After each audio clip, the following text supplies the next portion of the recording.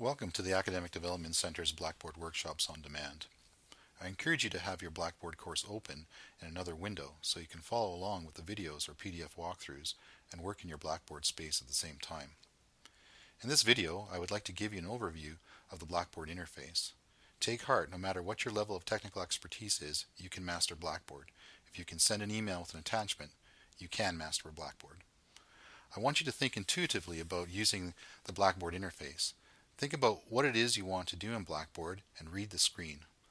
Look for options that you think will move you closer to your goal. Explore the possibilities the user interface presents to you.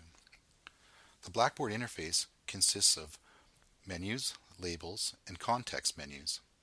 What I mean by context menus are these chevrons that appear when I hover my mouse over a label. When I click on a chevron, I am presented with ways I can manipulate an item. Now I can ask myself, do any of these options help me with my current task?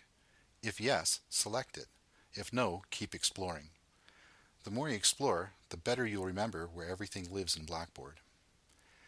You can't break anything in Blackboard. The worst thing you can do is delete something, which is no big deal because you can always rebuild it.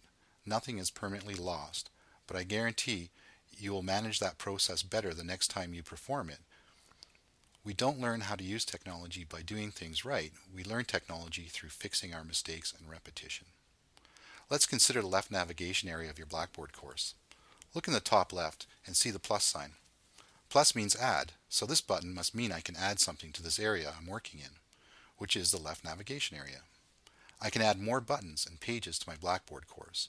My options are content area, where I can add more pages to hold my documents, assignments, and tests. A tool link, where I can link directly to a course tool like announcements or groups.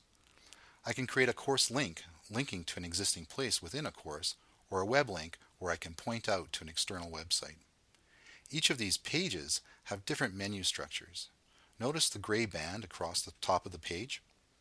This is where Blackboard's main menu structure is always located. This would be a starting point for you to explore. Look under Announcements.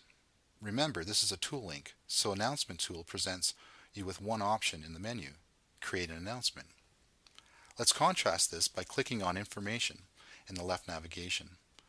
Notice the menu options have changed. This is because you are in a content area, and all the menu options have to do with building content. Hover your mouse over the different options, and you'll be presented with more options. Think about what it is you want to achieve in Blackboard and pick the option that best suits your needs, and move forward with your intentions. Remember I mentioned earlier that if you can send an attachment through an email, you can master Blackboard? Hover over Build Content and click on Item. Take a close look at the screen. You're presented with options very similar to composing an email. The item name is like the subject line. There's a text editor to compose a message, and down below is a Browse My Computer button to add an attachment. As for the rest of the items on the screen, they are choices, so pick and choose what you need for this item. When you are done, press Submit. The Submit button is the Save button in Blackboard. It makes all of your work a reality. Do not forget to press Submit. Now you can see the item I just created. Look what appears when I hover over the item. A chevron appears, which means there is a context menu with options that I can use to manipulate this item. Chevrons are really helpful. As you dig deeper into Blackboard, you'll see more chevrons presented to you. They are your friend and are like road signs, presenting you with options for where you can go next. So engaging the Blackboard interface in a nutshell would be to hover over objects and look for chevrons. Look for gray bar menus, read the options presented to you on the screen, and always press Submit to commit your work to Blackboard. You don't need to know the song to dance the dance. I hope you found this tutorial on navigating Blackboard helpful. Thank you.